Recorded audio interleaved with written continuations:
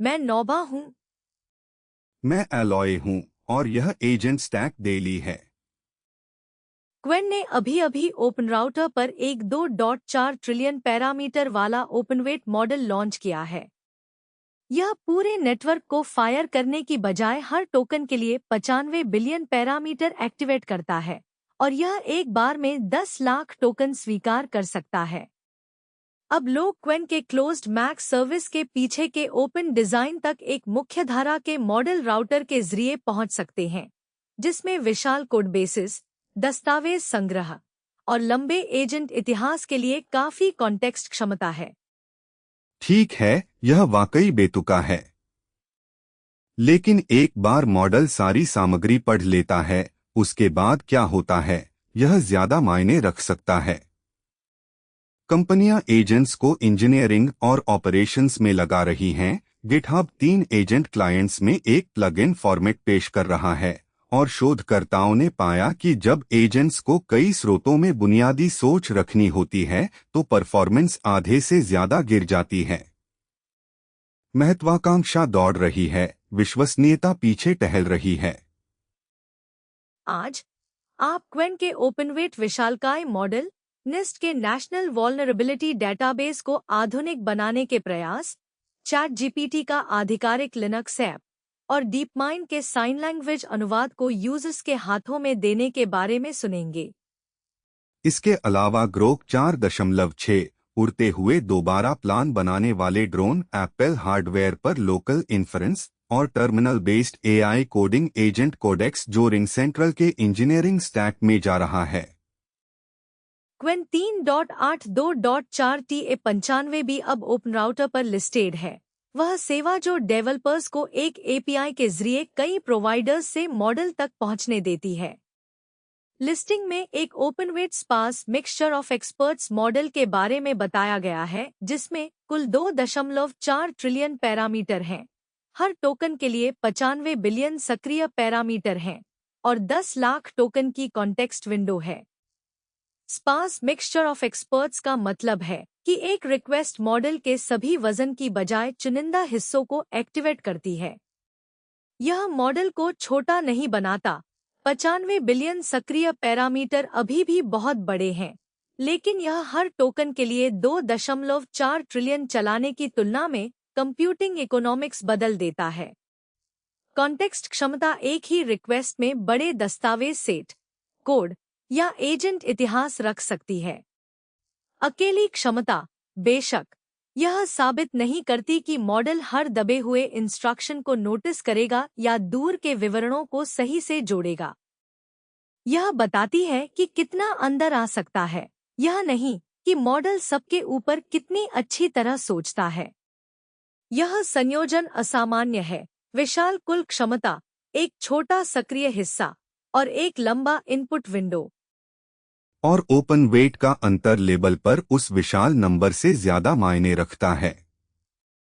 क्वेन इसे क्वेन 3.8 मैक्स के open weight variant के रूप में पहचानता है, जिसकी होस्टेड सर्विस क्वेन के अपने एपीआई के अंदर क्लोज्ड रहती है। जो संगठन वजन संचालित करने में सक्षम हैं या तीसरे पक्ष के होस्ट से एक्सेस खरीदते हैं, वे क्वेन के एंड पॉइंट पर पूरी तरह निर्भर रहने के बजाय ओपन डिजाइन का उपयोग कर सकते हैं। ओपन राउटर इसे तुरंत पहुंच योग्य बनाता है, यह बिना यह बताए कि API access 2.4 trillion parameter system को खुद संचालित करने के बराबर है। लिस्टिंग के साथ कोई विस्तृत चेंज लॉग या बिहेवियर रिपोर्ट नहीं है, इसलिए coding quality, tool use, speed या विश्वसनीयता के बारे में कोई ठोस दावे नहीं हैं। मैं इसे सिर्फ इसलिए जादुई रिपॉजिटरी समझ नहीं दे रहा क्योंकि कॉन्टेक्स्ट नंबर में 6 शून्य हैं। लेकिन 10 लाख टोकन, 95 बिलियन सक्रिय ओपन मॉडल जो एक मुख्यधारा के रूटिंग कैटलॉग में आ रहा है, यह महत्वपूर्ण है।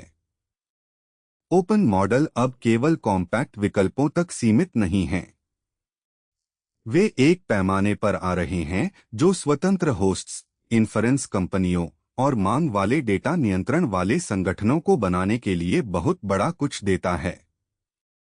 निस्ट राष्ट्रीय वल्नरेबिलिटी डेटाबेस को आधुनिक बनाने के बारे में जनता से पूछ रहा है। क्या यह असली पुनर्निर्माण है या सरकार यह घोषणा कर रही है कि वह पुनर्निर्माण के बारे में विचार चाहती है?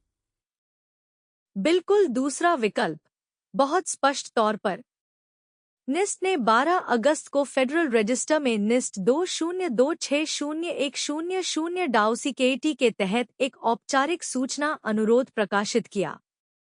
इसमें संगठनों और व्यक्तियों से 5 क्षेत्रों में प्राथमिकताओं, अवसरों और चुनौतियों का वर्णन करने को कहा गया है: स्केलेबिलिटी, ऑटोमेशन, इंटरऑपरेबिलिटी, ट्रांसपेरेंसी और यूटिलिटी।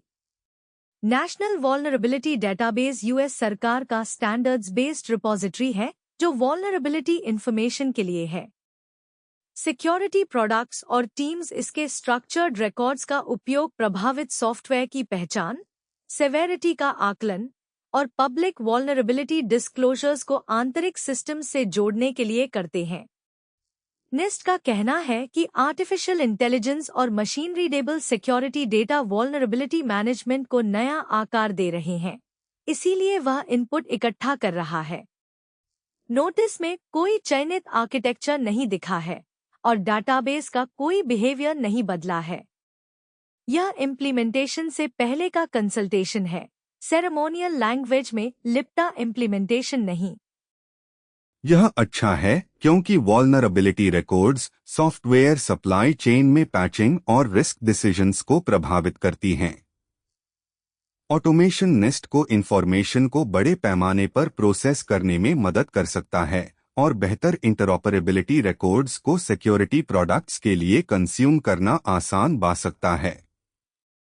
लेकिन अगर एआई क्लासिफाइंग, एनरिचिंग या लिंकिंग रिपोर्ट्स शुरू करता है तो ट्रांसपेरेंसी और भी महत्वपूर्ण हो जाता है। एक plausible looking error downstream tools में फैल सकता है जो गवर्नमेंट डेटा को ऑथोरिटेटिव मानते हैं। यही बात तब भी लागू होती है जब रिकॉर्ड्स डिलेड, इनकम्प्लीट या इनकॉन्सिस्टेंट हो। मशीन रीडेबल डेटा एक वीकनेस को उतनी ही कुशलता से डिस्ट्रीब्यूट कर सकता है जितनी कुशलता से वह करेक्शन डिस्ट्रीब्यूट करता है।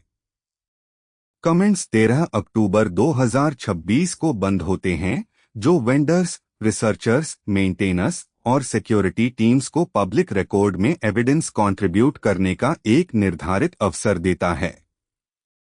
निस्ट ने सही प्रश्नों की कैटेगोरीज चुनी हैं। उसने अभी तक उनका जवाब नहीं दिया है और मुझे चिंता होगी अगर कंसल्टेशन को यह साबित करने के प्रमाण के रूप में गलत समझा जाए कि आधुनिकीकृत सिस्टम पहले से मौजूद है।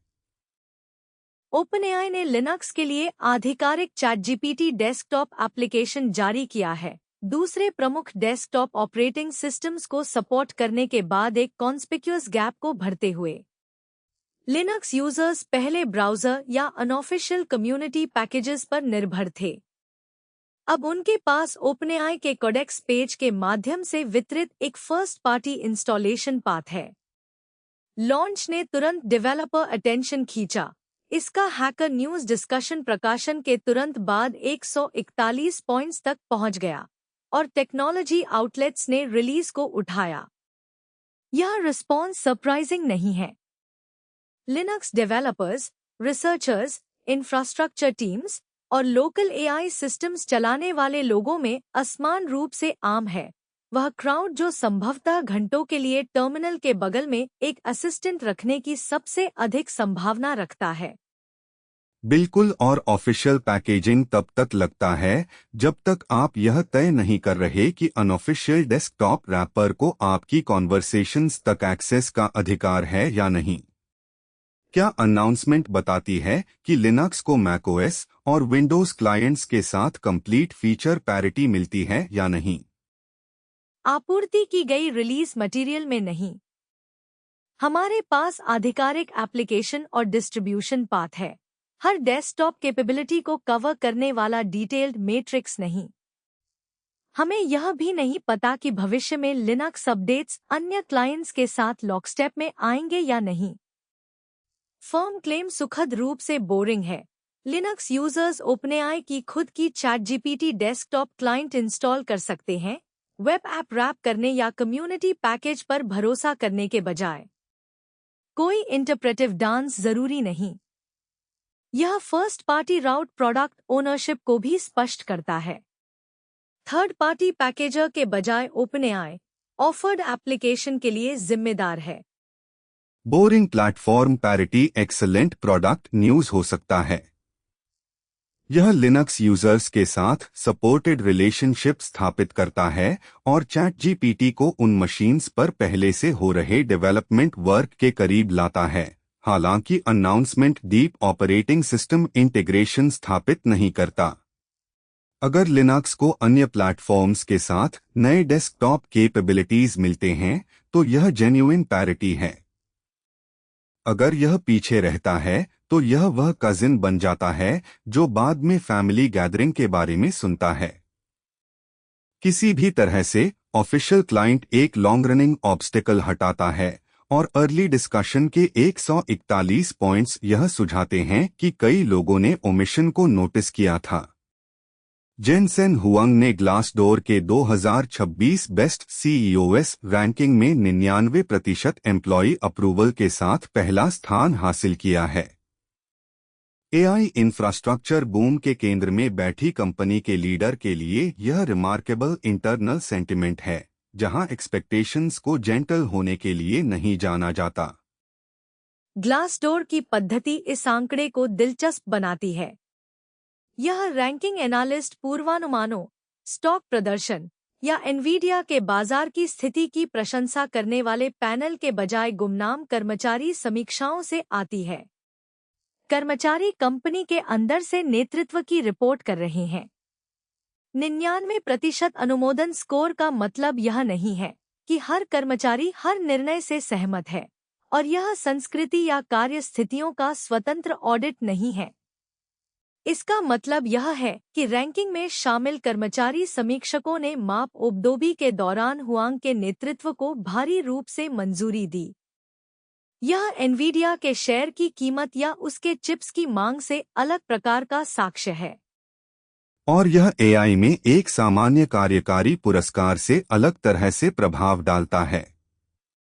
एनवीडिया केवल ग्राहकों के लिए ही नहीं, बल्कि दुर्लभ शोधकर्ताओं, इंजीनियरों, सॉफ्टवेयर पार्टनर्स और स्टार्टअप्स के लिए भी प्रतिस्पर्धा करता है, जो तय कर रहे हैं कि कहां बनाना है।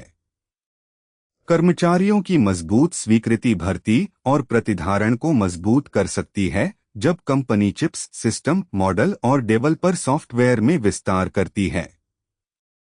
मैं फिर भी अनुमोदन को रणनीति से अलग रखूंगा। कर्मचारियों का सीईओ से प्यार करना यह साबित नहीं करता कि हर तकनीकी दाव काम करेगा या हर ग्राहक संबंध मजबूत रहेगा, लेकिन 99% को सामान्य कार्यकारी लोकप्रियता के रूप में खारिज करना मुश्किल है। सही, यह एक कार्यबल संकेत है, जीपीयू बेंचमार्क नहीं। हुआंग की फाउंडर स्थिति और लंबा कार्यकाल भी परिणाम को उल्लेखनीय बनाते हैं। वह हाल ही में नियुक्त कार्यकारी नहीं है जो थोड़े हनीमून का आनंद ले रहे हैं। उन्होंने एनवीडिया को कई युगों से और अब विस्फोटक एआई मांग के माध्यम से नेतृत्व किया है। ग्लासडोर एक क्षण में रिपोर्ट किए गए विश्वास को कैप्चर करता है, जबकि बाजार कुछ और ही कैप्चर करते हैं। अगले साल वह शीर्ष पद बनाए रखता है या नहीं, यह पता चलेगा कि तेजी से विकास, प्रतिभा, प्रतिस्पर्धा और निरंतर अपेक्षाओं के एक और साल में वह विश्वास कैसे बचता है। नंबर 1 प्रभावशाली है। कंपनी के स्केल करते समय वहां रहना कठिन हो सकता है।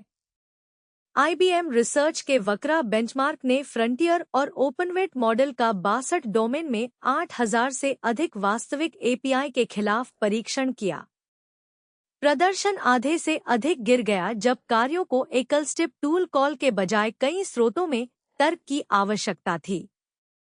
आश्चर्यजनक हिस्सा वह है जहां एजेंट टूट गए। मॉडल अक्सर सही API का चयन और कॉल करते थे, फिर इसके आसपास भाषा तर्क में विफल हो जाते थे। यह पहचानना कि उपयोगकर्ता किस कंपनी का मतलब था, दस्तावेजों में जानकारी को जोड़ना या किसी उत्तर को सही स्रोत में आधारित करना। उफ, यह बाद में आने वाली एंटरप्राइज एग्जीक्यूशन कहानी को सीधे तौर पर ठंडा करता है। एक एजेंट योग्य दिख सकता है क्योंकि हर व्यक्तिगत टूल सही ढंग से काम करता है, जबकि इसका समग्र निष्कर्ष गलत है। पॉलिसी संवेदनशील प्रश्न भी बदतर थे। सटीकता उस अनुरोधों पर गिर गई जिसे एजेंट को अस्वीकार करना चाहिए था। सिंगल सिस्टम टास्क पहले से ही उपयोगी हो सकते हैं, लेकिन आंतरिक दस्तावेजों, लाइव बिजनेस एप्लीकेशन और पॉलिसी सीमाओं को पार करने वाला काम अभी भी नाजुक है। मानव निरीक्षण वहां औपचारिक नहीं है। यह उन गलतियों को पकड़ता है जो सफल टूल लॉग प्रकट नहीं करेंगे। ग्रोक 4.61 से आई के साथ एआई टीममेट श्रेणी में एक महत्वपूर्ण प्रवेशकर्ता के रूप में आया। उस वाक्यांश का तात्पर्य है कि सॉफ्टवेयर लोगों के साथ साथ टिकाऊ कार्यों पर काम कर रहा है, न कि बस एक जवाब लौटा रहा है। घोषणा लेटेंट स्पेस द्वारा इसे सतह पर लाने के बाद हैकर न्यूज पर 553 अंक पर पहुंच गई, इसलिए रुचि स्पष्ट रूप से दुर्लभ संसाधन नहीं थी। टीममेट फ्रेमिंग के पीछे एक्सएआई ने वास्तव में क्या दस्तावेजीकृत किया? यहाँ दी गई घोषणा में बहुत कम है। एक्सएआई ने ग्रोक 4.6 का नाम बताया और व्यापक पोजीशनिंग दी, लेकिन इसके साथ चेंजलॉग, बेंचमार्क परिणाम या ठोस फीचर सूची प्रकाशित नहीं की। हम संख्या से मजबूत तर्क, बेहतर टूल उपयोग, लंबे संदर्भ, नए परिनियोजन विकल्प या संगतता परिवर्तन का अनुमान नहीं लगा सकते। उत्पाद घोषणा वास्तविक है, व्यावहारिक अंतर स्रोत में प्रलेखित नहीं है। यहाँ तक कि टीममेट लेबल भी अनुत्तरित छोड़ देता है कि मॉडल किस प्रकार के टिकाऊ कार्य को कर सकता है, वह सुधारों को कैसे संभालता है, या वह विश्वसनीय रूप से टूल्स में कार्य कर सकता है या नहीं। हाँ, मैं सहायकों के सहयोगियों बनने से उत्साहित हूँ, लेकिन मैं उस लेबल को बिना साक्ष्य के नहीं खरीदता जो टिकाऊ कार्य, सुधार और विश्वसनीय कार्रवाई दिखाता हो। 553 अंक की चर्चा जिज्ञासा को मापती है, क्षमता को नहीं। क्वेन की लिस्टिंग के साथ तुलना करें, जहां हमारे पास कम से कम पैरामीटर सक्रियण और संदर्भ विशिष्टताएं हैं। ग्रोक 4.6 बहुत कम तकनीकी पदार्थ के साथ आता है। एक्सएआई विस्तृत रिलीज नोट्स या मापे गए परिणाम प्रकाशित करके इसे बदल सकता है। तब तक एआई टीममेट एक नव घोषित मॉडल से जुड़ी पोजीशनिंग है, प्रदर्शित ऑपरेटिंग प्रोफाइल नहीं। ऐसा करने का दिखावा करना उत्पाद के नाम को फैन फिक्शन में बदल देगा। ड्रीमफ्लाई एक एरियल ड्रोन को रोलिंग नेविगेशन लूप देता है। सीन को देखें, कुछ स्टेप्स आगे प्लान करें, तय करें कि वह गंतव्य तक पहुंच गया है या नहीं, और जब व्यू बदले तो रिप्लान करें। यह फ्लाइट से पहले एक पूरा रूट तय करने से अलग है। एक पब्लिक नेविगेशन बेंचमार्क पर ड्रीमफ्लाई ने पहले के तरीकों को मात दी और अपने ट्रेनिंग डेटा से गायब वातावरण में करीब 29% टास्क पूरे किए। ठीक है, 29% ऑटोनॉमस ड्रोन की जीत का संगीत नहीं है, लेकिन अनसीन एनवायरनमेंट का रिजल्ट वास्तव में दिलचस्प है। एक रेस्क्यू कोऑर्डिनेटर दृश्य लैंडमार्क का उपयोग करके गंतव्य का वर्णन कर सकता है, एक क्षतिग्रस्त चिमनी के आगे, एक रंगीन छत के पीछे, बिना परफेक्ट मैप दिए। ड्रोन को भाषा को बदलते कैमरा व्यू से जोड़ना होगा और जब नए विवरण दिखें तो उसकी मूवमेंट को संशोधित करना होगा। और यहीं पर यह आईबीएम के एजेंट बेंचमार्क की प्रतिध्वनि करता है। सही इंडिविजुअल एक्शन काफी नहीं है अगर मीनिंग स्टेप्स के बीच खो जाती है। ड्रीमफ्लाई फिजिकल नेविगेशन में उस कंटिन्यूटी को बेहतर बनाता है। फिर भी 29% का मतलब है कि ज्यादातर अनफैमिलियर टास्क अनसॉल्व्ड रहते हैं। यह वर्क पिछले तरीकों से आगे है, लेकिन रिसर्च रिजल्ट और भरोसेमंद रेस्क्यू डिप्लॉयमेंट के बीच काफी गैप छोड़ देता है। गिटहब ने 6 अगस्त को एजेंट प्लगइन्स 1.0 प्रकाशित किया और 12 अगस्त को चेंजलॉग पोस्ट किया। नए फॉर्मेट में बना एक प्लगइन वर्सेस कोड टर्मिनल आधारित कोडिंग एजेंट कोपायलट CLI और कोपायलट ऐप पर काम कर सकता है। एक टूल मेकर को अन्यथा एडिटर, टर्मिनल और एप्लीकेशन सरफेस के लिए अलग अलग इंटीग्रेशन बनाए रखने पड़ सकते हैं। गिटहब का वादा है कंपैटिबल एजेंट क्लाइंट्स में एक पैकेज। डेवलपर्स एक इंटरफेस में नहीं रहते, वे एडिटर में कोड इंस्पेक्ट करते हैं, टर्मिनल में कमांड देते हैं और प्लानिंग या कोलैबोरेशन के लिए ब्रॉडर असिस्टेंट एक्सपीरियंस में जाते हैं। आखिरकार एजेंट इकोसिस्टम बढ़ते हुए कुछ यूनिफिकेशन, लेकिन वन प्लगइन 3 बहुत अलग एनवायरनमेंट छिपा सकता है। क्या गिटहब ने अनाउंसमेंट में परमिशन मॉडल या एक्सैक्ट ऑथरिंग मैकेनिक्स का दस्तावेजीकरण किया है? सप्लाइड चेंजलॉग में नहीं। यह क्रॉस क्लाइंट कंपैटिबिलिटी स्थापित करता है और 5 लॉन्च पार्टनर्स का नाम लेता है: AWS, एनीस्फेयर, माइक्रोसॉफ्ट, ओपनएआई और वर्सिल, लेकिन परमिशन या इम्प्लीमेंटेशन की विशेषताओं का वर्णन करने के लिए यहाँ पर्याप्त डिटेल नहीं देता। वे पार्टनर नेम्स मायने रखते हैं। हर company agent products, developer platform या दोनों संचालित करती है, जो सुझाव देता है कि गिटहब चाहता है कि फॉर्मेट अपने खुद के सॉफ्टवेयर के लिए ही मेंटेन किए जाने वाले एक्सटेंशन सिस्टम से आगे पहुंचे। अनाउंसमेंट शेयर्ड पैकेज क्लेम का समर्थन करती है। यह अनुमान का समर्थन नहीं करती कि एक प्लगइन क्या एक्सेस कर सकता है, क्रेडेंशियल्स कैसे हैंडल होते हैं, या क्या हर कैपेबिलिटी सभी 3 क्लाइंट्स में एक जैसी व्यवहार करती है। पहले पार्टनर प्लगइन्स वादे को ठोस बनाएंगे। एक शेयर्ड फॉर्मेट डुप्लीकेटेड पैकेजिंग कम कर सकता है और एक कैपेबिलिटी को डेवलपर के साथ एडिटर से टर्मिनल से कोपायलट के ऐप तक फॉलो करने दे सकता है। यह गिटहब की कंपैटिबिलिटी रूल्स के आसपास उम्मीदों को केंद्रित भी कर सकता है, इसलिए छोड़े गए विवरण तब मायने रखेंगे जब प्लगइन्स फाइल्स, टूल्स, क्रेडेंशियल्स या रिमोट सर्विसेज को छुएंगे। गिटहब फॉर्मेट को एक प्रोडक्ट के रूप में तैयार मानता है। लॉन्च कैटलॉग दिखाएगी कि यह एक जेन्युइन क्रॉस क्लाइंट लेयर बनता है या बस 3 गिटहब सरफेस एक नाम शेयर कर रहे हैं। मैं ऑप्टिमिस्टिक हूं, लेकिन इंटरऑपरेबिलिटी तभी असली बनती है जब इंडिपेंडेंटली बिल्ट प्लगइन्स सीमाओं को साफ सुथरे तरीके से पार करें। ओपनएआई के एंटरप्राइज स्टडी के अनुसार कुछ अग्रणी कंपनियां AI सहायता से आगे बढ़कर एग्जीक्यूशन में जा रही हैं। चैटबॉट से ड्राफ्ट या सिफारिश मांगने के बजाय ये फर्म एजेंटिक सिस्टम सॉफ्टवेयर जो मल्टी स्टेप टास्क की योजना बनाता और करता है को ChatGPT और कोडेक्स सहित प्रोडक्ट्स का उपयोग करके रियल बिजनेस वर्कफ्लो में एम्बेड कर रही हैं। ओपनएआई का तर्क है कि ये अग्रणी फर्म आगे निकल रही हैं, जबकि बाजार का बड़ा हिस्सा अभी भी बेसिक एडॉप्शन स्थापित कर रहा है। इससे कंपनियां क्या खरीद रही हैं, यह बदल जाता है। एक उपयोगी जवाब अब फिनिश लाइन नहीं है, पूरा काम होना है।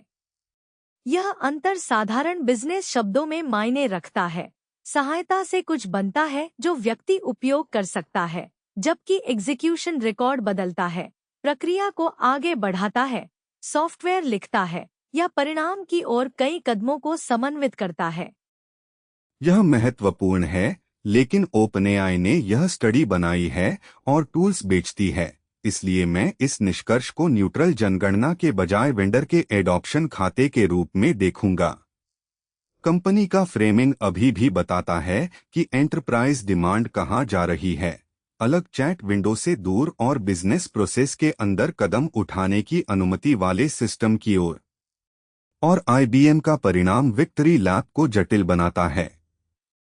जब एजेंट्स को कई स्रोतों में तर्क करना पड़ा तो परफॉर्मेंस आधी से अधिक गिर गई, वही बिंदु जहां एंटरप्राइज वर्क गड़बड़ा जाता है। कंपनियां ऑटोनॉमस एग्जीक्यूशन की ओर बढ़ सकती हैं और फिर भी पाती हैं कि एक साफ प्रदर्शन अस्पष्ट नामों, परस्पर विरोधी दस्तावेजों, पॉलिसी सीमाओं और कई जुड़े सिस्टम में टिक नहीं पाता। ओपनएआई कहता है कि अग्रणी फर्म एजेंट्स को वर्क में एम्बेड करके तेजी से आगे बढ़ रही हैं, स्टडी यह नहीं बताती कि वे एजेंट्स हर क्रॉस सिस्टम टास्क को कितनी विश्वसनीय रूप से संभालते हैं। एग्जीक्यूशन व्यावसायिक गंतव्य है। विश्वसनीय एग्जीक्यूशन अभी तक तकनीकी चुनौती है। रिंग सेंट्रल उस एग्जीक्यूशन पुश को एक नामित ग्राहक देता है।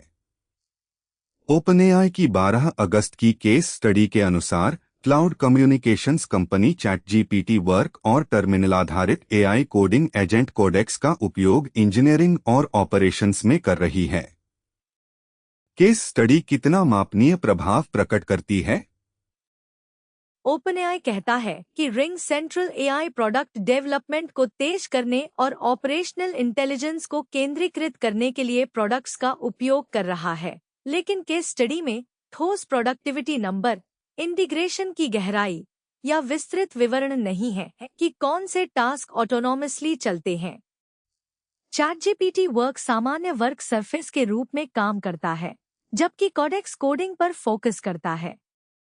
रिंग सेंट्रल दोनों को प्रमुख फंक्शंस में लगा रही है, न कि एक अविभेदित सहायक खरीदकर यह दावा कर रही कि यह सभी के लिए समान रूप से उपयुक्त है। ईमानदारी से यह ट्विन टूल अप्रोच ज्यादा विश्वसनीय है। इंजीनियर्स और ऑपरेशंस स्टाफ एक ऑर्गेनाइजेशनल एआई लेयर शेयर कर सकते हैं, जबकि सॉफ्टवेयर वर्क की मांग होने पर स्पेशलाइज्ड कोडिंग एजेंट का उपयोग कर सकते हैं। यह उस पोर्टफोलियो मॉडल जैसा है जो कंपनियां पहले से ही डेटाबेस, एनालिटिक्स और कम्युनिकेशंस के लिए उपयोग करती हैं, शेयर्ड इंफ्रास्ट्रक्चर के ऊपर रोल स्पेसिफिक प्रोडक्ट्स। फिर भी यह वेंडर द्वारा प्रकाशित एक ग्राहक कहानी है। यह साबित करती है कि एक बड़ी सॉफ्टवेयर कंपनी ने टूल्स अपनाए, यह उस एडॉप्शन पर रिटर्न साबित नहीं करती, और यह नहीं बताती कि सिस्टम लोगों की सहायता करते हैं या सार्थक काम स्वतंत्र रूप से पूरा करते हैं। बिल्कुल। उपयोगी विकास संगठनात्मक है, संख्यात्मक नहीं। एआई प्रोक्योरमेंट विभागों में फैलना शुरू हो रहा है। दैनिक कार्य के लिए व्यापक सहायता, कोड के लिए स्पेशलाइज्ड एजेंट्स और दोनों के आसपास कुछ सामान्य कंपनी स्तरीय दृष्टिकोण। रिंग सेंट्रल का विवरण खुला छोड़ता है कि इससे तेज रिलीज, कम इंसिडेंट्स, कम ऑपरेटिंग कॉस्ट या बेहतर आंतरिक निर्णय होते हैं या नहीं। वे परिणाम तय करेंगे कि पैटर्न टिकाऊ है या नहीं। यह केंद्रीकृत ऑपरेशनल इंटेलिजेंस की गहराई भी अपरिभाषित छोड़ता है। यह जानकारी तेजी से खोजने से लेकर सीधे ऑपरेशनल प्रोसेस में भाग लेने तक हो सकता है। अभी के लिए चैटजीपीटी वर्क और कोडेक्स का नामित उपयोग एंटरप्राइज एआई के आइसोलेटेड पायलट से आगे बढ़ना दिखाता है, जबकि गायब मापन कॉन्फेटी को सुरक्षित रूप से स्टोरेज में रखे हैं। डीपमाइंड ने 12 अगस्त को SL2T प्रकाशित किया, जो बहरे और कम सुनने वाले उपयोगकर्ताओं के लिए डिजाइन की गई एक sign language to text model का वर्णन करता है। साइंड इनपुट लिखित टेक्स्ट बन जाता है, और डीपमाइंड कहता है कि मॉडल रियल उपयोगकर्ताओं को शिप होने वाली नई साइन लैंग्वेज फीचर्स को शक्ति प्रदान करता है, न कि अनुसंधान प्रदर्शन बना रहता है। यह यूजर फर्स्ट फ्रेमिंग ठोस बदलाव है, पहुंच घोषणा का नेतृत्व करती है, एक सामान्य मॉडल से जुड़े द्वितीयक उदाहरण के रूप में प्रकट होने के बजाय। यह रोमांचक है, एक गंभीर योग्यता के साथ। सांकेतिक भाषाएं बोली जाने वाली भाषाओं की परस्पर विनिमय योग्य दृश्य एन्कोडिंग नहीं है। प्रत्येक की अपनी व्याकरण, शब्दावली और समुदाय है। SL2T कौन सी सांकेतिक भाषाओं का समर्थन करता है और लोग वास्तव में इसे कहां से एक्सेस कर सकते हैं? डीपमाइंड ने आपूर्ति की गई सामग्री में यह निर्दिष्ट नहीं किया है। इसने उत्पाद सतह का नाम भी नहीं बताया है। यह नहीं कहा है कि बाहरी डेवलपर्स को API मिलेगी या नहीं, या समर्थित उपकरणों और परिनियोजन क्षेत्रों का विवरण नहीं दिया है। ये चूक हमारी पहुंच के बारे में कहने की क्षमता को तीखे से सीमित करती है।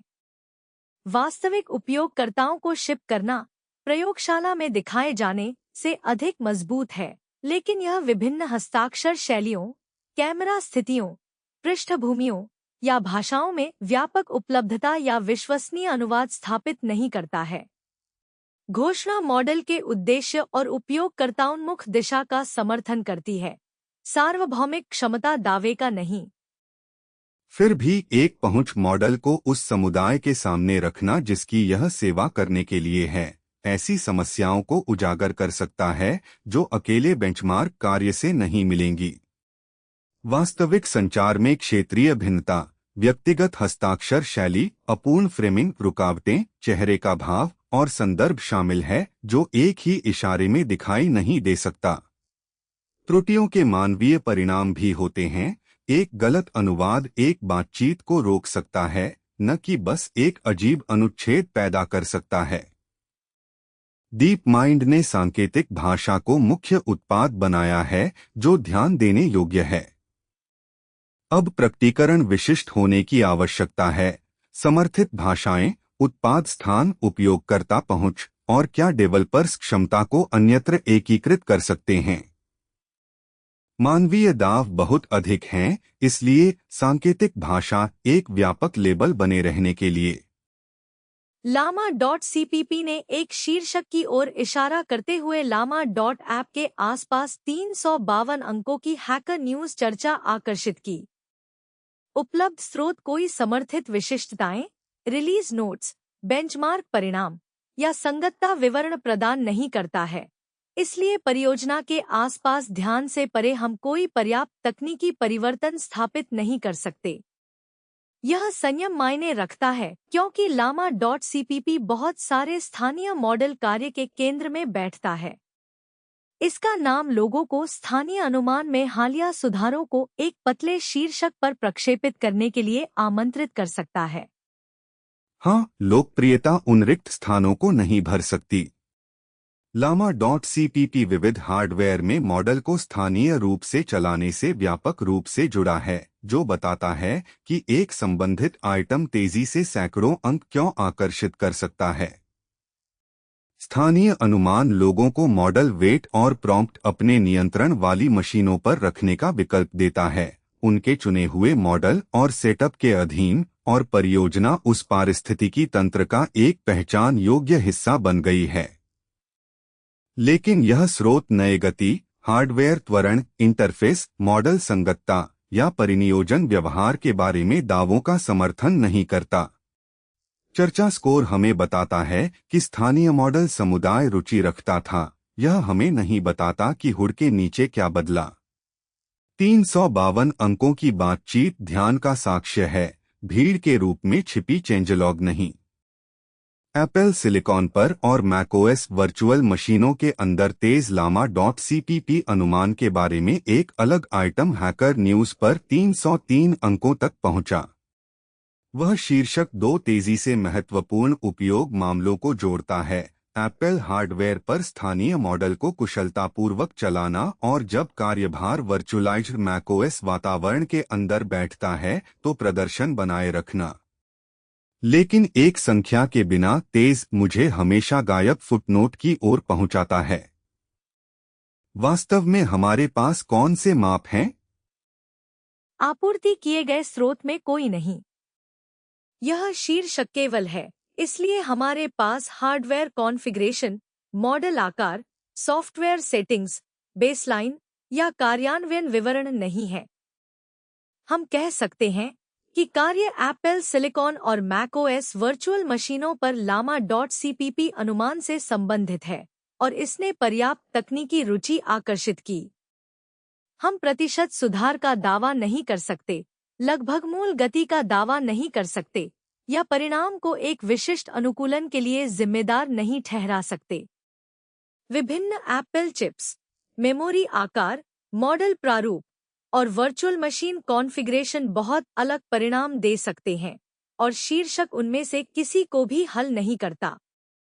शीर्षक एक उपयोगी क्षमता की ओर इशारा करता है लेकिन इसे मापदंड नहीं देता।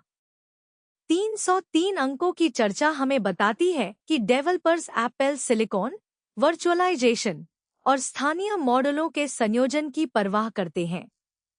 यह हमें नहीं बताता कि परिवर्तन विलंबता को थोड़ा कम करता है या कार्यभार को बदलता है। क्वेन लिस्टिंग की तुलना में, जहां विशिष्टताएं स्पष्ट हैं, यह आइटम सब दिशा और कोई पटरी नहीं है। दिलचस्प दिशा, हाँ।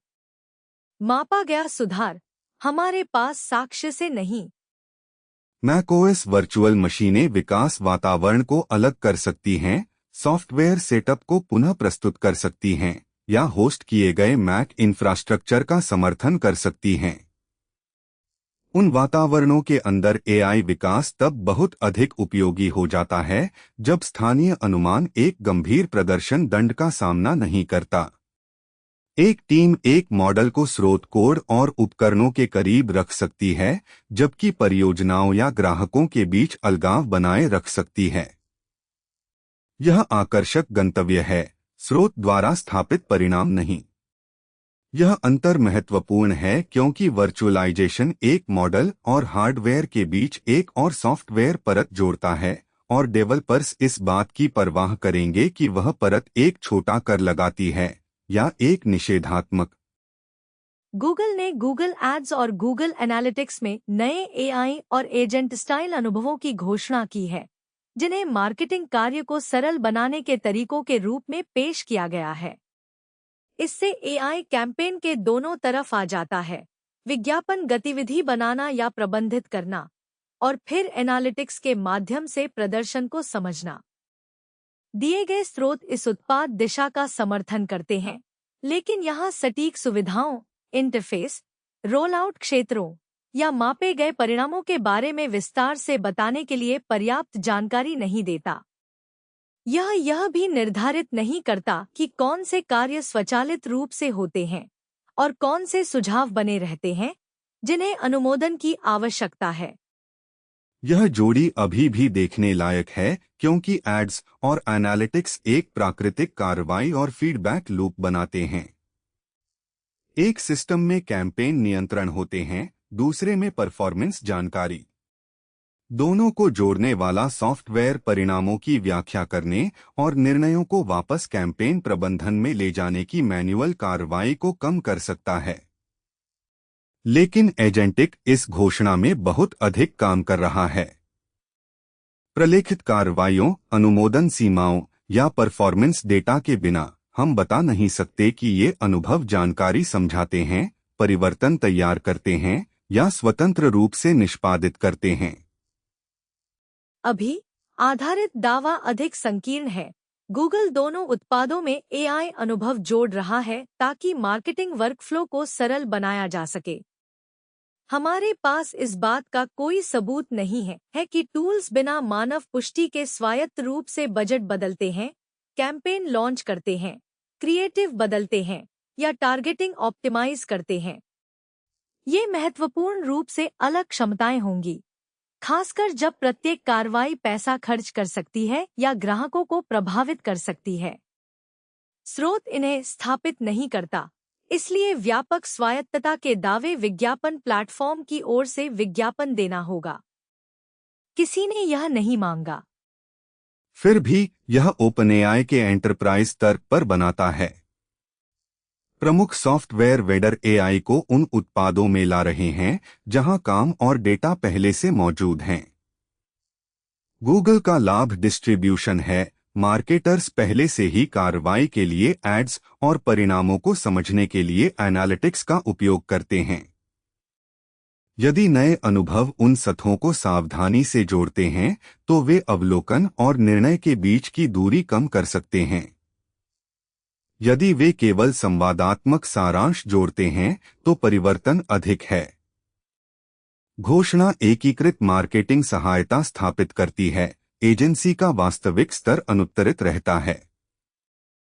कड्स का नैनोबॉट इस समूह में 46,928 स्टार्स के साथ अग्रणी है। रिलीज 0.325 जुलाई को आई और रिपोजिटरी 13 अगस्त को अपडेट हुई।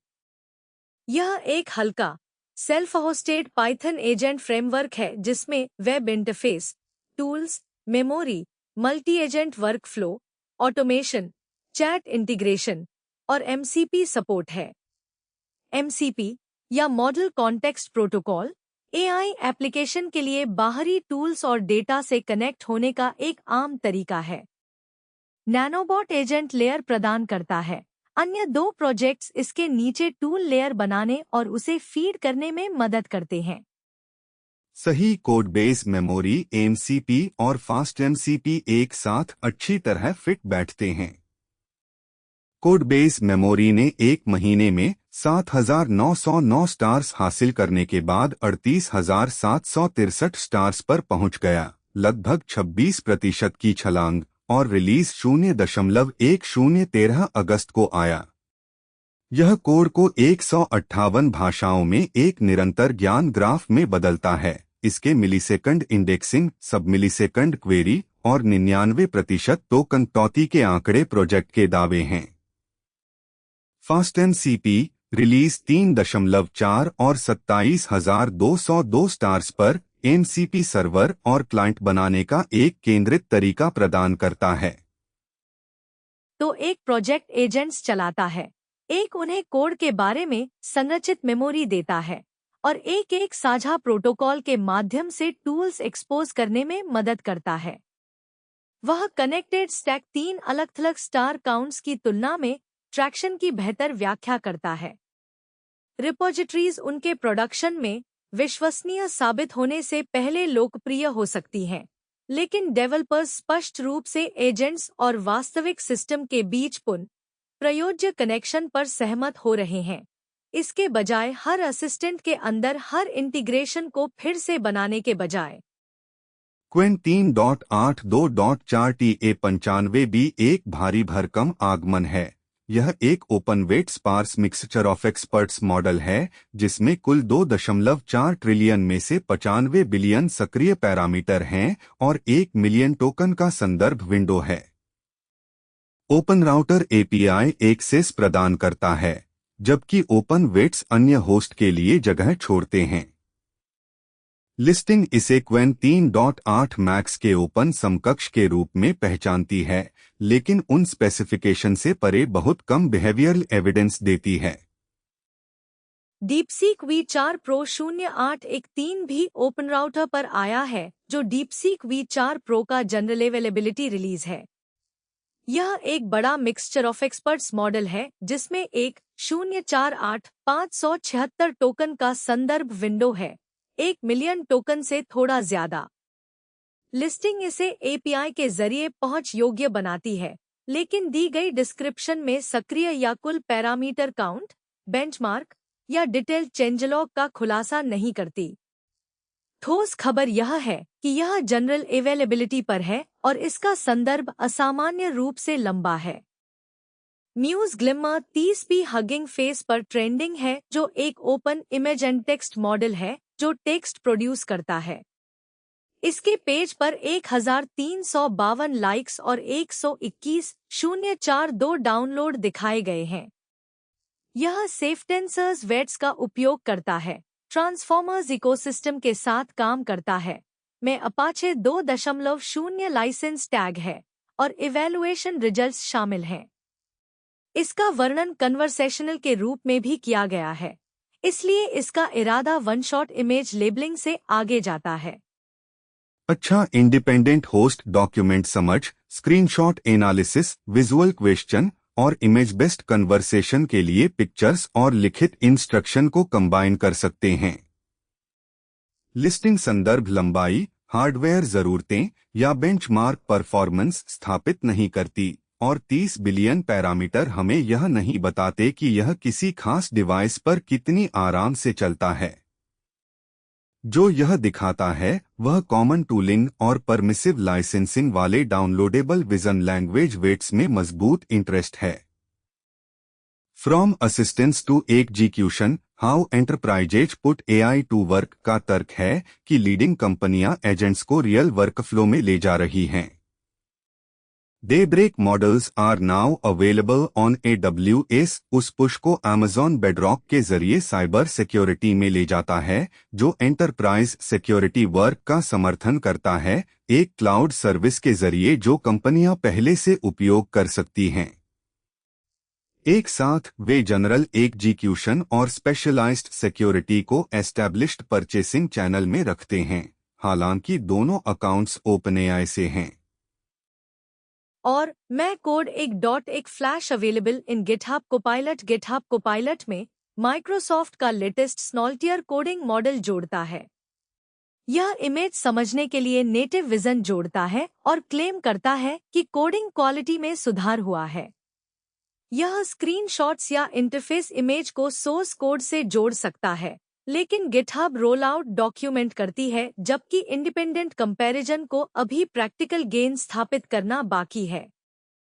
Supporting sources, model pages, research papers और अतिरिक्त डिटेल्स के लिए tobyonfitnesstech.com पर शो नोट्स देखें। एजेंट स्टैक डेली सुनने के लिए धन्यवाद। हम जल्द ही वापस आएंगे।